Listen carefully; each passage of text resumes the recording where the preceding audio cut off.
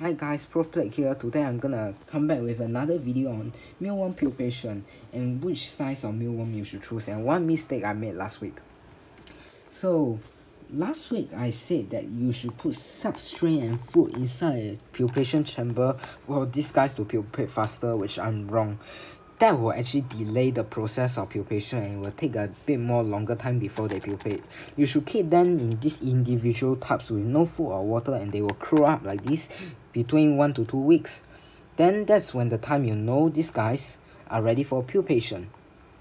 And once you see like it suddenly move like this, right, even though it's not gonna pupate for this one, it move like this, that's when the time you know like it will gonna turn into a pupa like this guy. As soon as it turns into a pupa, it will become darker and darker and darker. After 2 to 3 weeks, it will become a beetle, which I currently don't have. Once it become a beetle, give it some moisture source as these guys are very thirsty after their pupation. After they come out, they are actually very white color. That's not the type you can breed yet. You need to wait for 1 to 2 weeks for them to darken up. And that's the time you can start breeding them.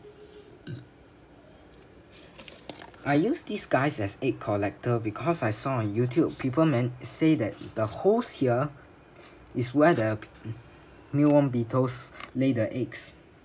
I mean superworm beetle, not mealworm beetle. Why do I keep on saying that? Superworm beetle lay the eggs in here, and after another 1 to 2 weeks, the eggs are gonna hatch.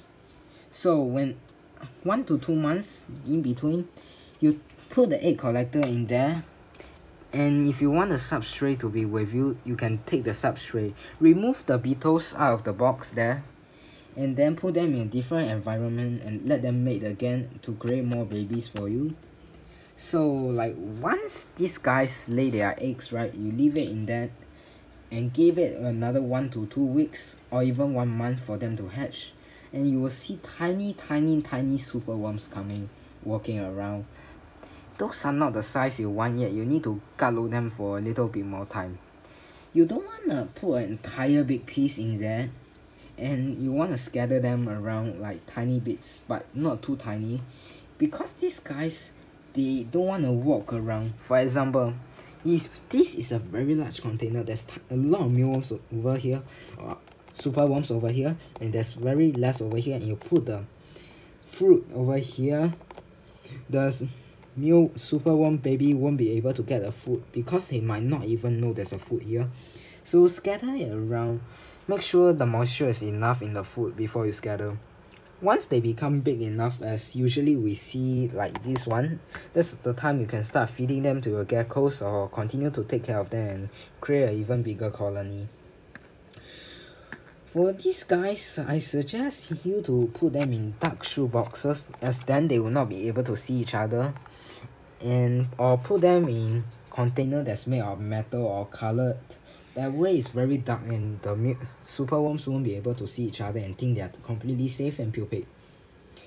The pupation, like just now I think I mentioned, is 1 to 2 weeks or 3 weeks time. That's about today, guys. Be careful on how to breed your mealworms as well. I suddenly remember one thing. You shouldn't put the pupas together, according to me lah. I feel like you shouldn't put, because there's a reason for that. Sometimes your pupa might be already getting to hatch, but you just want to leave them all together. Leaving them all together will cause one deadly thing that can happen to you. At night when you go sleeping, these guys can actually pupate out and walk around. So when they walk around and when they come out of their pupa, they are actually very thirsty because they haven't drank water in about a month or so. And they will start eating and cannibalizing the other pupa you have gotten, and you don't want that to happen. So like I suggest you put them in individual container as well. Or if you want to keep them together, keep the ones that are lightly colored and the legs haven't darkened. When the legs have darkened, keep them in individual containers so that way they can't eat each other. That's for today, guys. See you next video.